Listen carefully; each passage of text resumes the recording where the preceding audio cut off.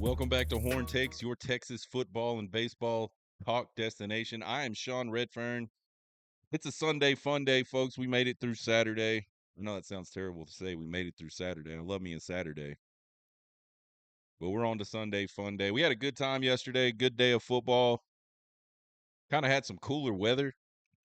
So we cranked up the fire out on the patio. We haven't got a chance to do that all this year. We've done a lot of traveling, obviously, and it's just hasn't been cool. But nice just to have a chill weekend watching football, get to watch all the games. When we moved into this house, we built this house. I told my wife, I said, this patio has got to have a lot of TVs on it. I want it to be like a bar. Like, I don't want to have to leave. And so that's what I got. That's what I did. And so we get to watch multiple games, love it. So we had a good Saturday. Hopefully we'll have a good Sunday. Sunday always means Drunk Sean thoughts. So we're going to knock those out here in a little bit. And check us out on Twitter, TikTok, and YouTube at Horn Takes. Find us on Apple Podcast, iHeart Podcast, Spotify Podcast. If you're not down with any of those apps, you can go to horntakespodcast.buzzsprout.com. Find all the episodes there. Drunk Sean thoughts. Just to reiterate, these are just my drunk ass thoughts from Saturday. A lot of times they are wrong. A lot of times they are baseless. They are emotional thoughts as I'm watching the game. So if you're listening, please keep that in mind. We always try to come back on the after action review and correct anything that we may have said that was incorrect, or if we just perceive something as drunk Sean that wasn't correct when we watch the replay. We make sure we point that out. We try not to brag on ourselves too much when we're right, but we will always hold ourselves accountable. And I know I'm speaking in some weird, like, third person thing right now, but it's we, not me, y'all. Drunk Sean thoughts. Number one, man, it's good to be 7-1. Good to be 3-1 in the SEC. That was a close game. That game could have went either direction. It's a road game. It's a game you're playing after your big rivalry game 2 weeks ago, and then a big sort of letdown loss against Georgia the week before. So generally, I thought the team, responded pretty well. They still got a lot of stuff to fix, but I thought the overall, we talked about this being a culture win for Texas. This was a game that Texas should go win pretty easily. You look at the rosters, and I'm not taking anything away from Vandy. They've played, man, Vandy, I don't know what Vandy football used to look like. In my lifetime, I don't know that I've ever seen it be better.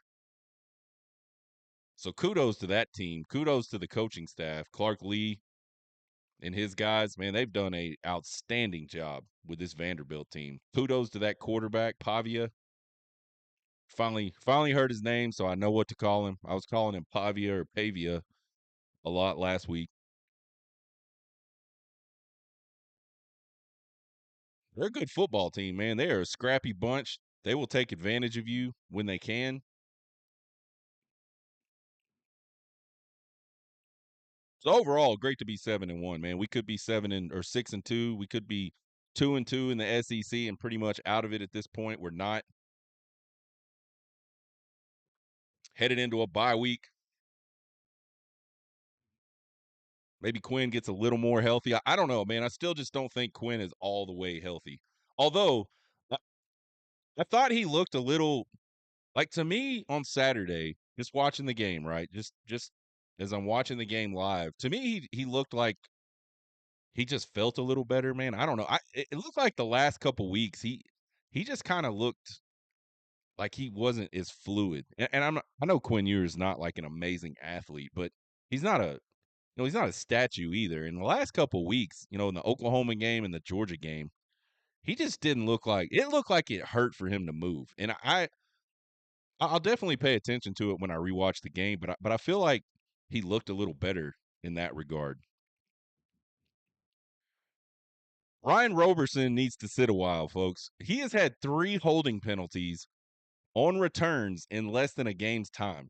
He had 2 in the Georgia game. He had 1 in the opening kickoff of this game, or the one that came right after Vanderbilt's score.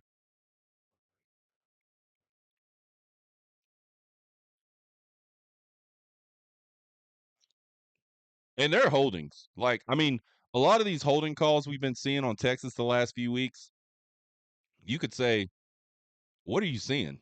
But on those, man, he I don't understand how you just keep grabbing people. They're gonna call it. Like, absolutely gonna call it. I don't know, man. Maybe special teams ain't his deal. Because it's gonna be real aggravating one day when one of those guys busts one. Kind of like they did against Georgia, and he gets called back. Is Ryan Roberson's holding.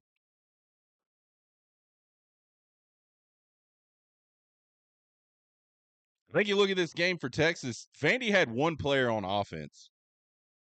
And we just kind of sat back and let him be comfortable too much.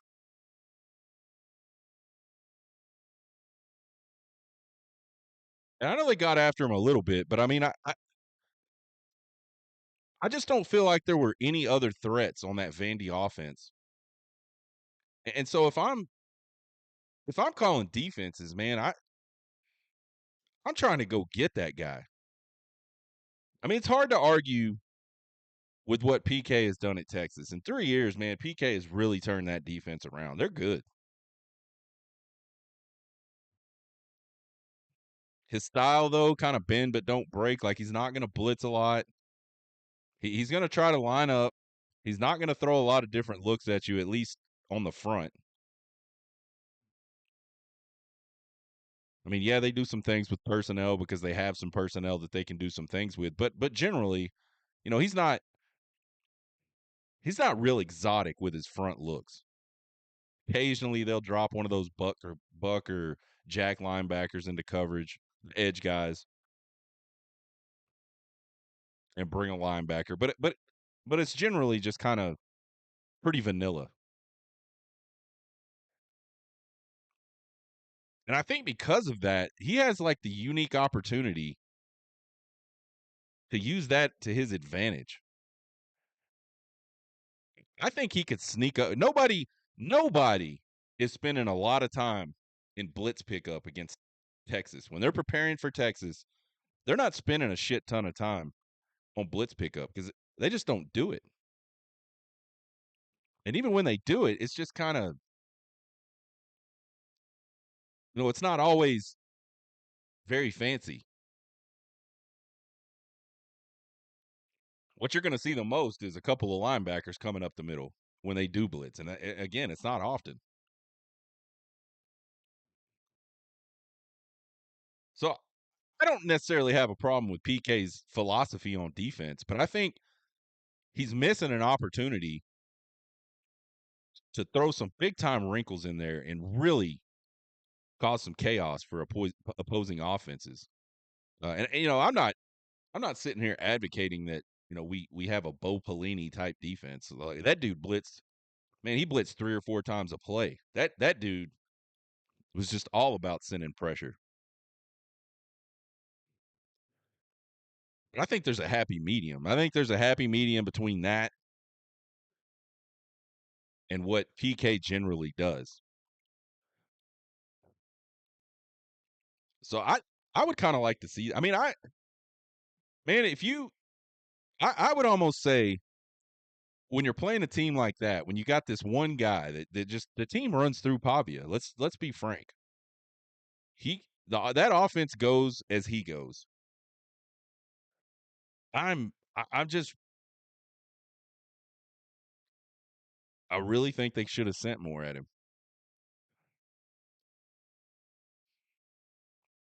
I'm getting real tired of watching the Texas offensive line block space, but not block it. It's we do it in the run game, we do it in the pass game. We always give up penetration. We always give up sacks because of it. The problem with blocking space is it requires way too much communication, and that can easily be disrupted. A, you're on the road, people aren't hearing you. B, you can do a lot of late movement,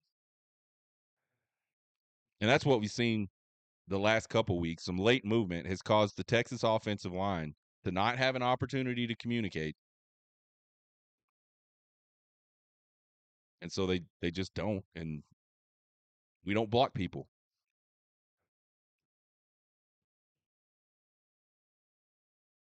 It's not what this offensive line does well in the run game.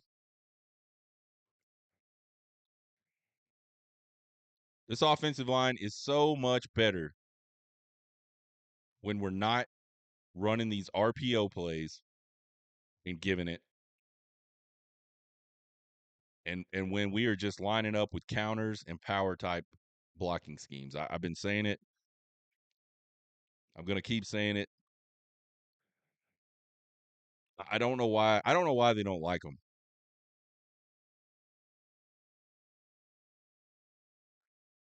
Texas got to find a punter, man. I've been watching all these teams in the SEC with these freaking punters that are just booming 50-yarders, just knocking punts down inside the 5-yard line, just like changing the game. When you get in these games where it's kind of a slugfest and it's a tight game, field position is massive. It is critical. You can lose the game because you don't flip the field or you can't pin somebody. I mean, you could win the game by pinning somebody. Punting is such a huge weapon that people just kind of completely overlook. And we just don't. I mean, I wouldn't say our punter is bad.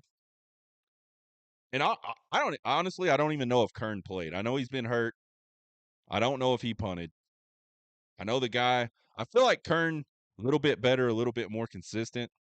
And maybe if he did play, and honestly, it's not so much about what they're not doing. I just think they're limited. I just don't. I just think our guys are limited physically. Where some of these other schools, they got guys that are going to punt in the NFL.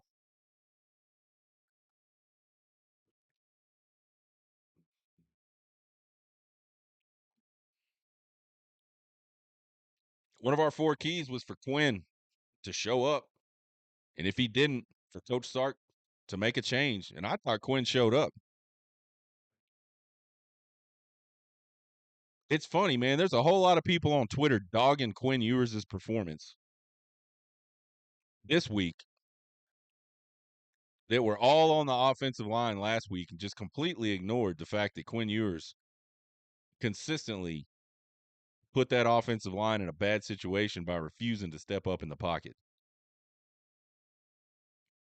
But this week, when he actually goes out and has a good game, he does step up in the pocket.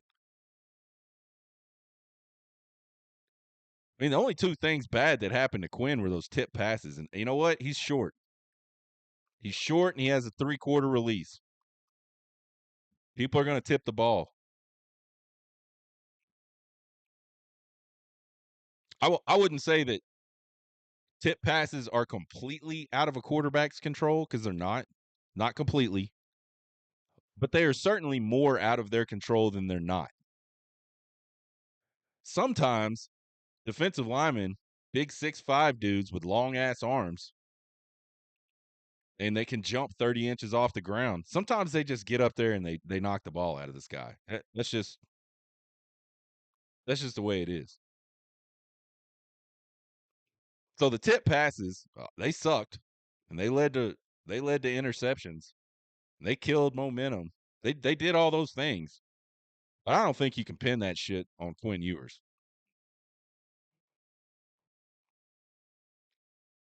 Good to see him get the ball down the field some.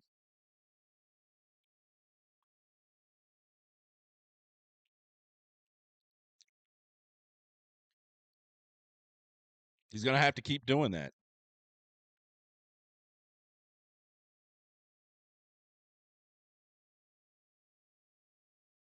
So Quinn showed up. That's Drunk Sean's analysis. We'll rewatch and see for sure, but think I think he had a pretty damn good game. Sark's running schemes are as boring and uncreative as his passing schemes and play calling are innovative. So everybody talks about Sark. He's this offensive guru, this offensive genius. And man, he might be a passing genius. He might be able to scheme people open, create easy throws, like all that stuff. I wouldn't argue with that. But that dude, and maybe he's not the run coordinator. I don't know. If he's not, like he needs to take that over or something. Because it's bad. Like, again, it's almost all RPO. It's almost all stretch and zone concepts. Where's all the misdirection? Where's the downhill? Get the ball and get north and south. Where is that? Where's the consistency in the running play calling? He's the only guy I've ever seen that can, like, we'll rip off 6 yards on a run, and he won't do it for like 2 more series.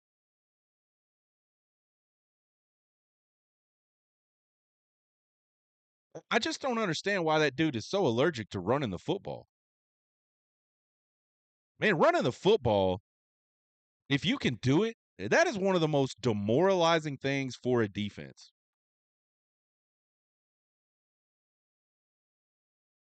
You expect passing plays to net chunks, you know. It's just you're throwing the ball down the field. If you can just consistently get chunks on the ground, you're basically just beating the shit out of the other team. Look what Texas A&M did last night when they brought Reed in. They just ran flat, smooth over the top of LSU. Over and over and over. And if Sark was calling the plays, we would have busted off like a 20-yard run, and then we would have thrown the ball 30 more straight times. I, I just don't get it, man. And why are we passing the ball when we're up by 2 touchdowns with a quarter and a half to go?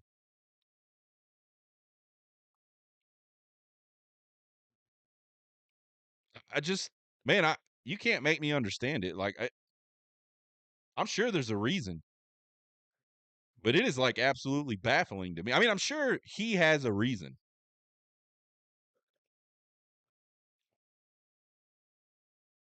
Sometimes reasoning, everybody thinks they have a reason. Crazy people thought they had a reason to do the crazy shit they did. So just having a reason doesn't make you right.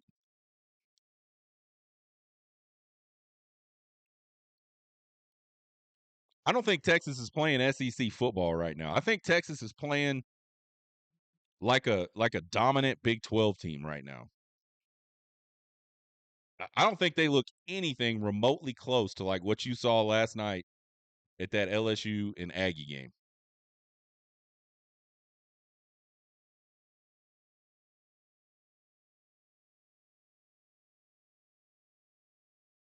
Offensively, it's just pass, pass, pass, pass, pass, pass, pass, pass, pass, pass, pass. And you even saw LSU last night until it got completely out of hand. They were having no success on the ground. They kept doing it because it keeps people off balance, because it helps open up other things.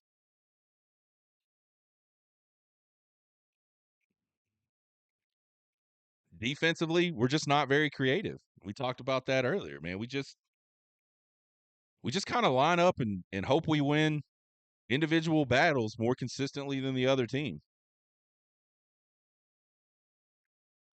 And again, it's hard to you can't hate that because the defense is really good. I mean, the only time this defense really struggles, and I wouldn't even say it's a struggle, is when the offense puts them in a bad spot. Teams aren't driving the field on this Texas defense that much.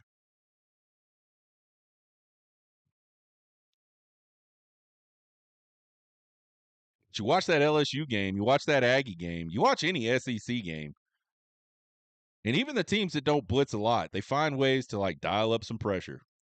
They find ways to try to catch people off guard. And I just don't see that with PK's defense.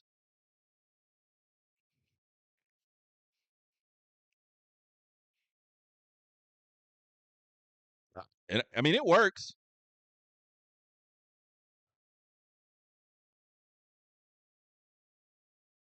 I think it could work better. I think you could, again, use the fact that you're very vanilla. You are what you are. Use that to your advantage.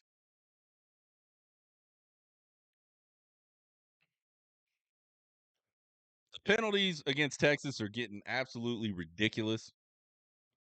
I don't know how many penalties Texas had. I don't know the nature of all of them.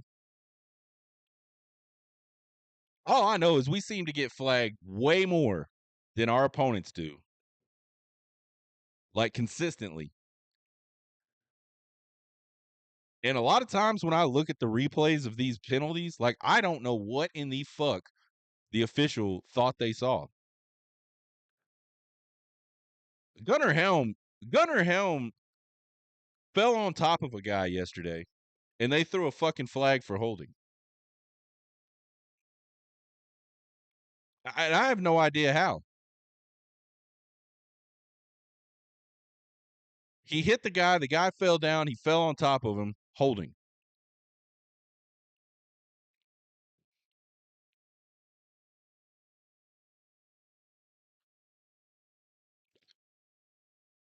Again, and I'm like baffled. How? How is that holding? And again, it's not necessarily the calls that Texas is getting and sort of the questionable nature of those calls. It's the fact that the other teams aren't having any of that shit happen. And I don't think it's a conspiracy. Like I'm not sitting here saying I'm not trying to say SEC officials are out to get Texas. I didn't buy into that big. I mean, there were some really, really, I mean, like really questionable things that happened to Texas in the Big 12 from an officiating perspective over the course of that 10-year just absolute shit. And I never bought into the Big 12 is trying to hurt Texas thing that a lot of Texas fans sort of jumped on and bought into.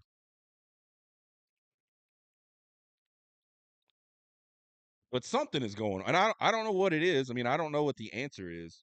You know what? I think in any given game, the officials are just going to be fucking awful and they're going to be wildly inconsistent and it's going to happen to one team. I don't think they pick the team. I don't think they flip a coin before the game and go, "Oh, are we going to fuck Texas or are we going to fuck Vanderbilt today?" I just think the officiating is just so laughably bad in college football anymore that it's going to happen. And I think it just has been a thing that's happened to Texas lately. Who knows? Maybe the football gods pay Texas back later on in the season. Maybe we have a game where they just fucking are blind and don't see anything that we do wrong and find every little nitpicky fucking thing they can find against the other team. Maybe that'll happen.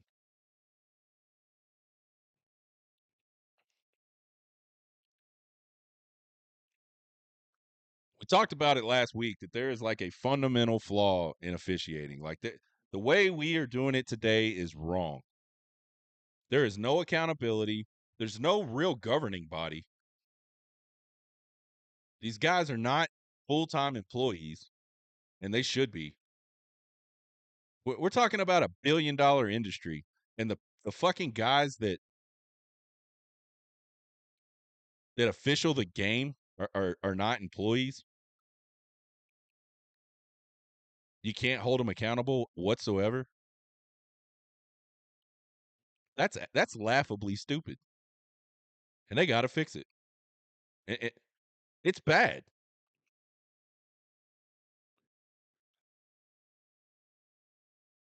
I think if Texas wants to meet their goals this season, and that's play for the SEC championship, and that's get into the playoff, Sark's going to have to get something figured out with this offense. I think he continues to keep putting the offensive line and the QB in just really shitty situations because he just won't try to do anything consistent with the running game. I think he is way too impatient.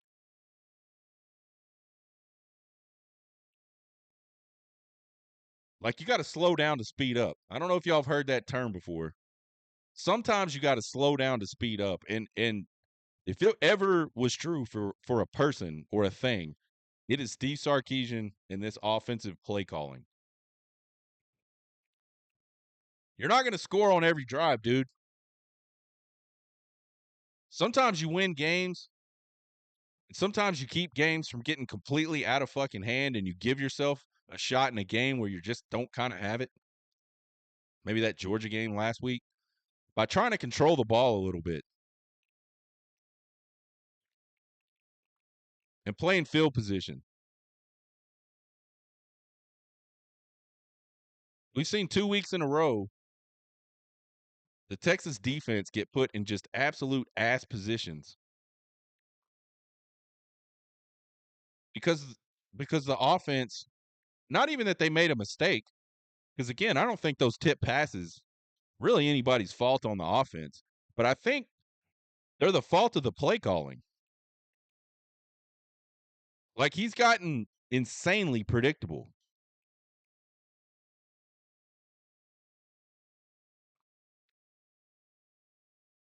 And when you're predictable and people know what you're doing, it's really hard to execute.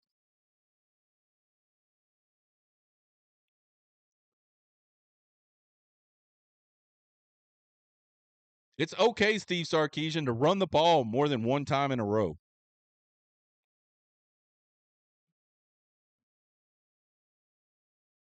Especially if you're picking up like 5-6 yards on that one time. Why would you not just keep going to the well?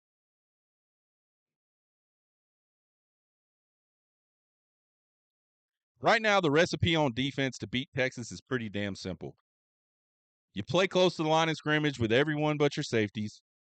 You attack the offensive line with a bunch of different looks, a lot of movement, pre-snap, a lot of blitzes from all different directions. You rattle Quinn Ewers into making mistakes or just not executing. That's all you got to do.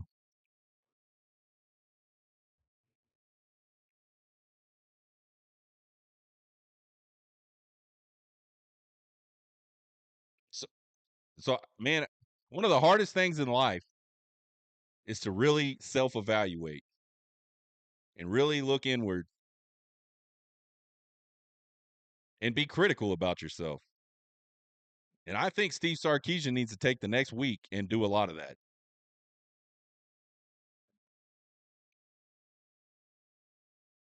I still love Steve Sarkisian, man. I think if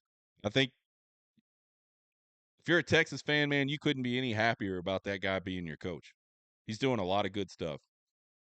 He's turned the program around. He's done. I mean, he has done more in 3 years than anybody at Texas in the decade and a half before.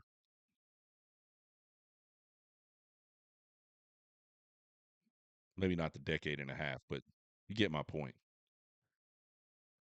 The decade before for sure.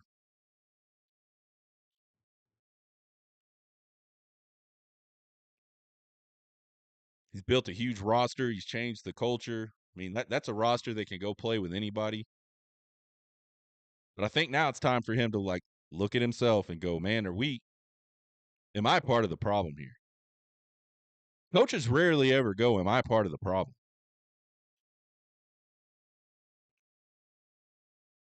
There's this sort of authoritarian God complex type thing that is associated with coaches.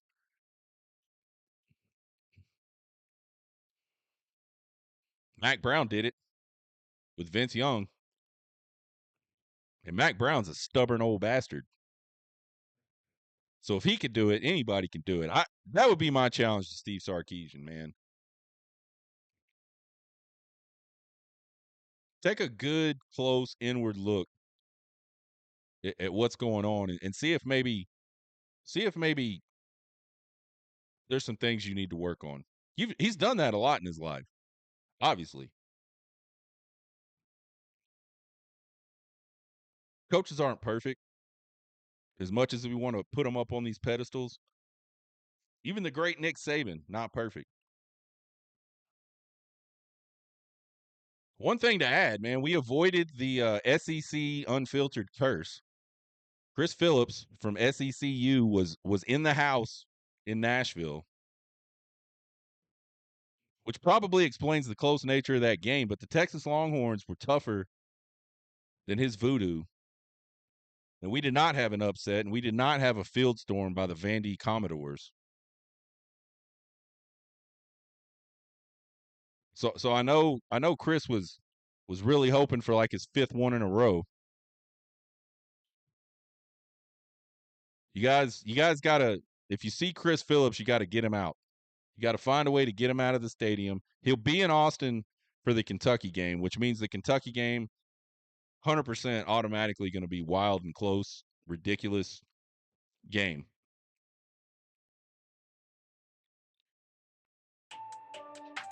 There were Drunk Sean thoughts. We'll be back on Monday with the after action review. Again, as always, we'll watch the replay this evening. We'll correct any of Drunk Sean's mistakes or misinterpretations. We'll do our Trace Ultra Games recap for Week 9, see how we did there. Find us on Twitter, TikTok, and YouTube at Horn Takes. Give us a subscribe. Give us a follow. Tell your friends. Won't cost you guys anything. Sure appreciate the support. You can email me at horntakespodcast@gmail.com with all your questions, comments, concerns, and criticisms. I love them all. 7-1. A win is a win, I guess. You guys have a good rest of the weekend. Get hooked.